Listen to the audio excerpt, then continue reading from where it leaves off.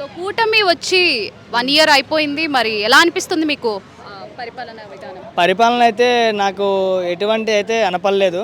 But ముగ్గురు కలిసి వచ్చానే కానీ ఏమి అంతగానో లేదనుకుంటున్నాను నేను. కానీ ఒక్కడుగా సింగిల్గా ఉన్నాడు జగన్ అయితే. కానీ చాలా వాటికి చేసిండు. బట్ ఏపీలో చాలా వాటికి అందరికీ ఇప్పుడు కరోనా వచ్చిన కాడి నుంచి చాలా వాటికి చాలా విధానంగా చేసిండు జగన్ అయితే. మేము అనుకున్నాం కానీ ఇప్పటికీ ఏమీ జరిగినట్లేదు. కానీ ఫ్రీ బస్ అని ఇచ్చాడు. కానీ ఆటో వాళ్ళందరూ చాలా వాటికి చాలా నాశనం అయిపోయారు. ఎందుకంటే పాపం వాళ్ళు చాలామంది ఆ ఆటో తోలి చాలామంది బతికిన వాళ్ళు ఉన్నారు.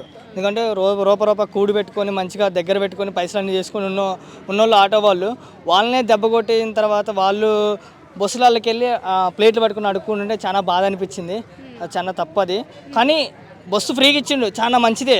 కానీ ఆటోలకు కూడా ఏదో ఒకటి చేస్తే ఇంకా బాగుంటుందని చెప్పేసి నేను కూడా అనుకుంటున్నాను. ఏదో పథకాలు ఏదో ఒకటి చేసినాక చాలా మంచిగా ఉంటుంది అనుకున్నాను. కానీ నేను పక్కా చెప్తున్నా, జగన్ అయితే పక్కా పేదవాళ్ళకి అంటే చిన్న పెద్ద పెద్ద ముసలమ్మలు ఉన్నారు కదా, వాళ్ళ ఇంట్లో నుంచి బయట అడుగు పెట్టకుండా ప్రతి ఇంటింటికి కోట బియ్యం బండి మొత్తంలోకి వచ్చినట్టుగా చేసిండు. కానీ తర్వాత వీళ్ళే నాశనం చేసుకున్నారని నేను అనుకున్నా.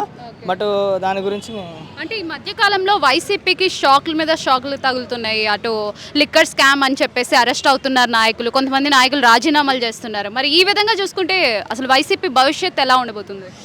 పక్కా చెప్తున్నా, నెక్స్ట్ వైసీపీ భవిష్యత్ ఎలా ఉంటుందంటే ఫస్ట్ ఇప్పుడు 2000 మళ్ళీ నెక్స్ట్ ఇయర్లో పక్కా మళ్ళీ జగన్ వస్తాడు. కానీ లిక్కర్ స్కామ్లు అన్నీ ఫేక్ అని నేను అనుకున్నా.